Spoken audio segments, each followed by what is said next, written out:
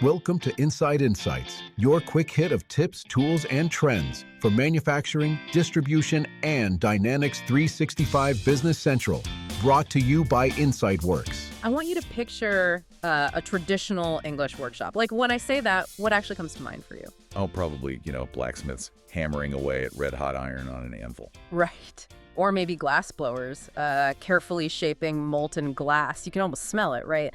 The metal, the fire, the heat hanging in the air. Yeah, that real, authentic smell of sweat and iron. Exactly. Now, what if I told you that this very same traditional, totally bespoke workshop actually operates with the razor-sharp, barcode-driven precision of a modern tech giant? It's quite the contrast. I mean, you have fire and iron on one side, and then, cloud-based enterprise software and real-time data flow on the other. It sounds impossible, but that is the reality for Jim Lawrence Ironworks. So today we are taking a deep dive into how a bespoke English craft manufacturer saved themselves from total operational collapse. And it is a fascinating turnaround. It really is. So Jim Lawrence Ironworks is based in Suffolk, England, and they design, manufacture, and sell these just beautiful premium interior fittings. Like gorgeous lighting fixtures. Yeah, lighting, solid brass door handles, custom curtain poles, the works. But behind the scenes of these stunning products, the operational backbone was just fracturing. It was breaking down. Completely. So our mission today is to explore this case study and see how they completely transformed what they themselves described as a shambolic manual operation into this highly efficient, peaceful ecosystem. And they did it using Microsoft Dynamics 365 Business Central alongside a suite of tools from a software vendor called InsightWorks. What's fascinating here is the core tension of their business model.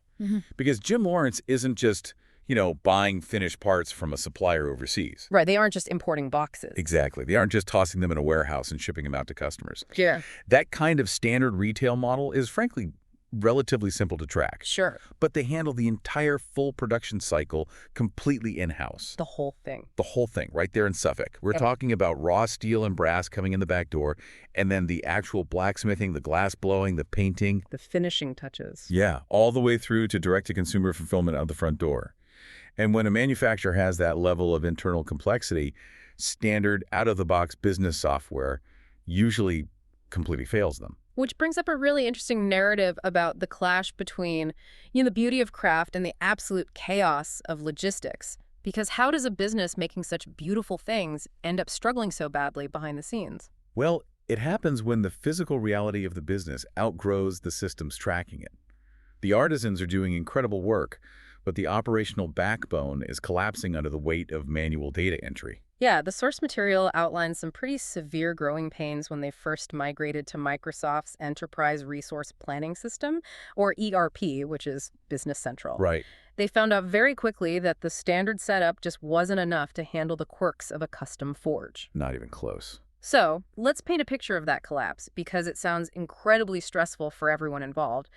They had highly inaccurate warehouse picking, for starters. Oh, the picking was a mess. Employees were literally walking down aisles and just grabbing the wrong items for orders. Plus, they had completely unreliable inventory counts. Which is a nightmare. The system might say they have 50 brass brackets. But the physical shelf is just completely empty. Exactly. And on top of that, there was zero structured tracking of production time out on the workshop floor. And then to top it all off, they were stuck using this badly written, faulty, custom workaround just to get their shipping labels printed. Yeah, these are the classic symptoms of a business scaling too fast on legacy systems. You have incredibly talented people wasting literally hours of their day fighting with spreadsheets. Or physically running around searching for lost inventory. Right, or having to apologize to high-end customers for delayed shipments. Okay, let's unpack this. Because if I'm running a business and I look at that disaster, the bad picking, the shipping workaround, my first instinct is to go out and hire the absolute best-in-class specialist for each of those specific fires. Sure, that makes sense. Like, I would buy a dedicated top-tier shipping software from one company, then I'd buy a dedicated fancy warehouse management software from another company, and maybe a time-tracking app from a third vendor. A lot of companies do exactly that. Right. So why did Jim Lawrence actively refuse to do that? The case study specifically notes they were adamant that bringing in multiple different vendors was not the answer. Isn't relying on one single ecosystem usually a jack-of-all-trades, master-of-none situation? Well, It is a totally logical instinct to want the best specialized tool for every specific job. But doing that introduces the extreme danger of disconnected silos. Silos, yeah. When you buy separate, specialized software from different vendors, you have to build bridges between them so they can actually share data.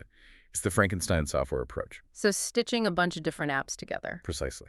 And if your standalone shipping software doesn't perfectly and instantly sync with your standalone warehouse software, Which it rarely does. right, and neither syncs flawlessly with your central accounting system, you create massive data bottlenecks.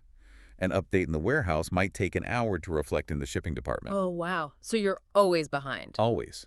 You end up with staff manually exporting and importing Excel files just to keep the systems aligned. Jim Lawrence realized that if they wanted true efficiency, they needed purpose-built tools that all live natively inside their main system, Business Central. Which is why they partnered with InsightWorks. Exactly. InsightWorks is an independent software vendor, or ISV, that provides a unified suite. No data silos, no brittle bridging software that breaks every time there is a random update, just one continuous, reliable flow of information. So the data never actually leaves the building, so to speak. It all stays within the Business Central walls. It guarantees that the person doing the accounting sees the exact same numbers as the person sweeping the warehouse floor. Okay, so understanding why they demanded a single ecosystem, let's look at how they tackled the chaos. Because the case study notes they decided to stop the bleeding in the warehouse first. Which is smart. Yeah. Logistics is the heartbeat of a manufacturing operation. Yeah, if you don't know what raw materials you have or where your finished products are hiding, the entire company just grinds to a halt. So how did they actually solve the picking errors and the lost inventory? They deployed an application called Warehouse Insight, along with a tool called WMS Express. And interestingly, WMS Express is actually a completely free application offered by InsightWorks for Business Central users. Oh, nice. Yeah. And the core mechanism of these tools is moving the company away from pen and paper by putting handheld barcode scanners directly into the hands of the warehouse team. Meaning all picking, all stock movements, and all outbound shipments are managed right there on the mobile scanner. And it's communicating instantly with the central database. We really have to consider what a paradigm shift that is for a worker. Oh, for sure. I mean, we go from someone walking around with a paper clipboard, trying to decipher someone else's messy handwriting, crossing things out, maybe misreading a complex serial number, to a simple binary scam. Beep. Yes, this is the exact correct light bulb. Beep. It has now been officially moved to the shipping dock. Yes. I like to think of the old manual inventory method like trying to crumpled receipts you kept in your pocket. That's a great way to put it. You only find out you are overdrawn weeks after the fact. Introducing these barcode scanners turns the warehouse into a modern debit card.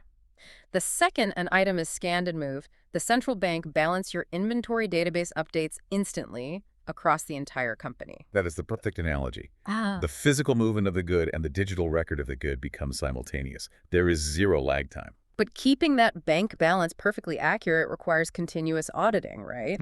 Which leads into the next tool they rolled out, advanced inventory count. Right. The notes mention this allowed for structured cycle counts and automated reconciliation of lot numbers.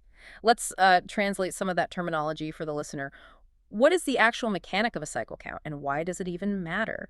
Well, in traditional warehousing, a full inventory count usually means shutting down the entire business for a week at the end of the year. Ugh, the annual count. Yeah, so everyone can count every single item on the shelves. It is exhausting and hugely costly.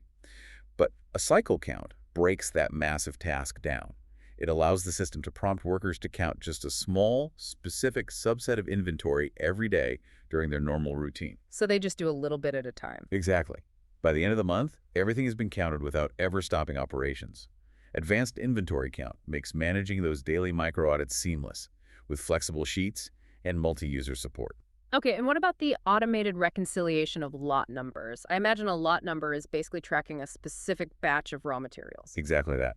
Imagine Jim Lawrence receives a batch or a lot of raw steel. They need to track that specific batch in case there is a quality issue down the line. Right, if a piece breaks, they need to know what other pieces might break. Exactly. In a manual system, if two workers are counting inventory and accidentally mix up the records for Lot A and Lot B, untangling that mess on a spreadsheet takes hours of investigation. The automated reconciliation handles that mathematical headache instantly. It flags the discrepancy on the scanner the moment it happens, Matching the physical reality to the digital expectation before the mistake is buried in the system. stopping the error at the source. But there is one specific bottleneck in warehousing that always fascinates me, and there was a feature in the notes that stood out as a particularly elegant solution to it: license plating. Oh, license plating is a profound time saver for bulk logistics. Because, okay, the scanners fix the issue of moving a single item. But what happens when you have a massive wooden pallet? On this pallet, you have a totally mixed bag of items. You have 50 light bulbs, 20 brass brackets. A bunch of screws, some glass shade. Yeah, exactly. Scanning each one of those 70 items individually just to move the pallet from the storage rack to the shipping dock would slow the warehouse to a complete crawl. How does license plating solve that? By allowing the system to generate one single unique barcode for that entire mixed pallet. It functions exactly like giving a specific ZIP code to that container. Oh, I see. So the employee just scans that one ZIP code, barcode, and the database instantly knows that all 70 unique items have just traveled together to a new location. If we connect this to the bigger picture, you can see how this dramatically alters the daily life of an employee. We tend to talk about enterprise software strictly in terms of return on investment or, data analytics for the executive team. Right, the high-level stuff. But at the ground level, on the concrete floor, it is fundamentally about minimizing decision fatigue and physical strain. Taking a task from 70 individual, tedious scans down to one single scan drastically reduces the physical scan volume. And the opportunity for human error. Exactly. The worker is no longer exhausted by data entry, leaving them with the physical and mental capacity to focus on safely moving the heavy goods. That transition from administrative exhaustion to actual operational empowerment is critical, especially because Jim Lawrence is not just a storage facility. They're actually making the goods. Right. Fixing the warehouse is a massive win, but an accurate warehouse doesn't mean much if the manufacturing process itself remains a black box. We have to follow the journey of these products out of the storage racks and step straight onto the blacksmith's shop floor. Bringing digital precision to a forge is where the most profound shift happens. The shop floor is historically the hardest area to track because it is so fluid. It is people working with fire and metal. To eliminate that black box, InsightWorks provided an application called Shop Floor Insight. And this basically brings the barcode ecosystem to the artisans. Right to their workstations. Yeah. Production staff out in the workshop use this tool to capture their labor time against specific production orders. So they scan a barcode when they start forging a specific batch of light fixtures, and they scan again when they finish. And this changes the entire financial reality of the business. You mentioned earlier that they previously had zero structured production time tracking. Yeah, not at all. That means the owners of Jim Lawrence were flying blind. They might know the raw material cost of the brass, but they were essentially guessing how much their products actually cost to make because they didn't have precise data on the human labor time. It was just estimation based on intuition. Like, we think that lamp usually takes about 2 hours to forge, so we will price it based on 2 hours of labor. Which is incredibly dangerous for a premium brand. Imagine an artisan is making a custom brass bracket. The company estimates it takes 15 minutes. But the barcode scan data reveals it actually takes 45 minutes because the artisan has to wait for the forge to hit a certain temperature between steps. Oh, wow. If you sell 1,000 of those brackets based on a 15-minute labor cost, you are actively losing money on every single sale without even realizing it. So Shop Floor Insight provided them with their very first reliable view of actual job costs. The case study highlights that this allowed for data-driven routing times. Routing times are simply the chronological path a product takes. How long it spends at the forge, how long it spends on the cooling rack, how long it takes to paint. And without data, routing times are just a guess. Exactly. With the barcode scans providing exact timestamps for every step of that route, routing times become indisputable facts. That visibility changes everything. It dictates how you price your bespoke products, how you schedule your shift workers, and how accurately you can promise delivery dates to your high-end customers. It totally replaces intuition with hard operational data. Now, once that item is expertly forged, finished, and packed into a perfectly tracked warehouse bin, it still has to leave the building. The final step. Right. Outbound shipping is the final hurdle. For a direct-to-consumer craft business charging premium prices, shipping isn't just logistics, it is brand reputation. Oh, absolutely. A stunning, handcrafted lamp arriving 3 weeks late because of a shipping bottleneck instantly ruins the customer's perception of the brand. A faulty shipping process actively sabotages the incredible work done by the blacksmiths. So, to resolve that faulty custom workaround they were using, they integrated dynamic ship. So what changes mechanistically when dynamic ship takes over? It completely smooths out the final mile.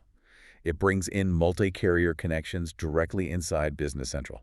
Oh, so they don't have to leave the program. Exactly. The shipping department can seamlessly switch between different delivery companies without leaving the software. It enables real-time rate comparisons, so they always secure the best margin on freight.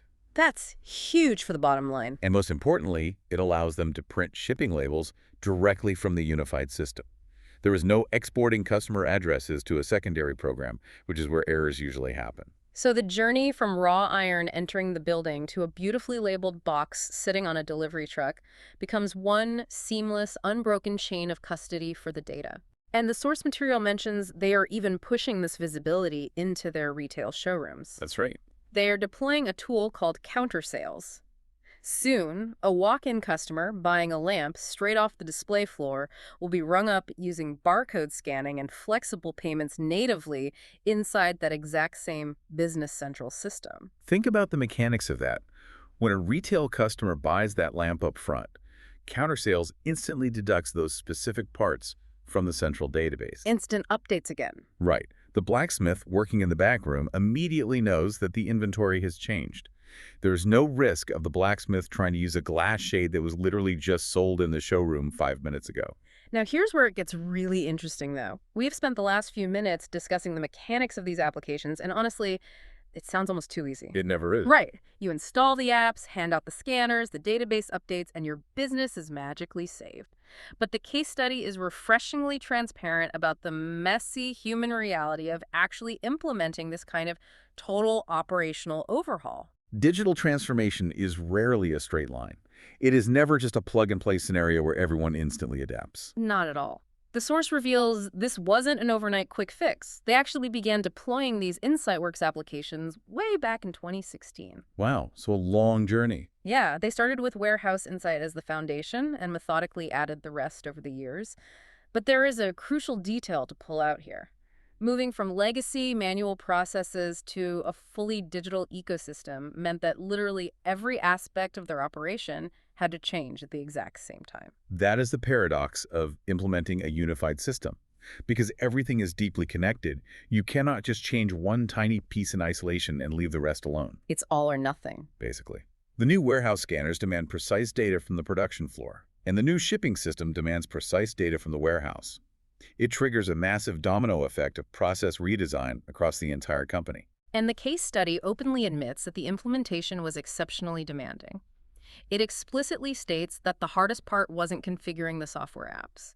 The heavy lifting was the process redesign and managing the human psychology of getting the staff to adopt entirely new ways of working. Which is always the hardest part. Put yourself in the shoes of a veteran blacksmith or a warehouse manager who has done things by hand their way for 10 years. Suddenly, management dictates that every single movement, every piece of steel picked up, needs to be tracked on a scanner. The friction and resistance to that kind of change is immense. It takes a tremendous amount of leadership to navigate that friction. Technology is ultimately only as effective as the human beings willing to use it. When you upend ingrained habits, things usually get worse before they get better. In fact, the struggle during this transition was so real that their original Microsoft partner actually had to be replaced mid-rollout. Yeah, the implementation stalled, and a new technology partner, a company called Technology Management, had to step in and take over the ongoing support to get Jim Lawrence across the finish line. I deeply appreciate a case study that acknowledges that level of difficulty. It shows that implementing an ERP isn't just buying software. It is fundamentally rewiring the DNA of a company. Yeah, you're rewiring the people. Exactly. And during massive transitions like this, having highly responsive support is the difference between success and total failure. The source explicitly highlights that InsightWorks provided dedicated European support throughout these deployments, which Jim Lawrence credited as a vital factor in keeping the project alive when things got tough. It takes a village and highly responsive tech support to survive a digital transformation. Which raises an important question for you listening to this right now. Look at your own organization, your own department, your own team. How resilient would they be if every single daily process, every comfortable habit was upended and modernized all at once? That's a scary thought for a lot of managers. It is. The technology to fix your bottlenecks is readily available, but the adaptability of the human workforce is almost always the true bottleneck. Jim Lawrence succeeded because they pushed through that demanding, uncomfortable transition period. They pushed through the friction, and looking at the results, the payoff was monumental. Let's summarize the specific operational wins they secured. According to the data in the case study, warehouse picking errors completely eliminated thanks to the barcode workflows. That's incredible. Workshop production shortages where they ran out of materials mid-forge, eliminated. They freed up massive amounts of warehouse capacity simply by organizing it better digitally. They achieved faster, flawlessly accurate inventory counts without shutting down the business. And they secured that seamless, profitable flow from the anvil straight to the shipping truck.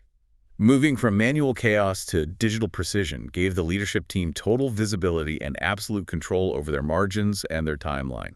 So what does this all mean? The founder, Jim Lawrence, summarized the entire journey with a brilliant quote. He said, "We went from a shambolic operation to one that runs peacefully." Reigns peacefully. Yeah, and that matters enormously when you are trying to grow a craft manufacturing business. Runs peacefully. That is a profoundly rare goal to hear in the business world, but it makes perfect sense. We so often view heavy technology, enterprise software, and strict barcode automation as the cold corporate enemy of traditional bespoke craftsmanship. We assume the two concepts are at war with each other. Right. But looking at Jim Lawrence Ironworks, what if the exact opposite is true? What if rigorously automating the chaotic logistics of the warehouse and rigidly digitizing the tracking of inventory is actually the only way to truly protect the peace, the time, and the deep, uninterrupted focus required for human artisans to actually do their best work? Oh, wow. By letting the software ruthlessly handle the chaos of the supply chain, the craftsmen are finally given the operational silence they need to just craft. Automating the chaos to protect the craft. That is an incredibly powerful thought to end on. Thank you for joining us on this deep dive into the intersection of technology and artistry. We hope you take that idea with you and keep seeking out those insights in your own work, looking for where a little bit of digital precision might just protect the human elements you value most. Until next time.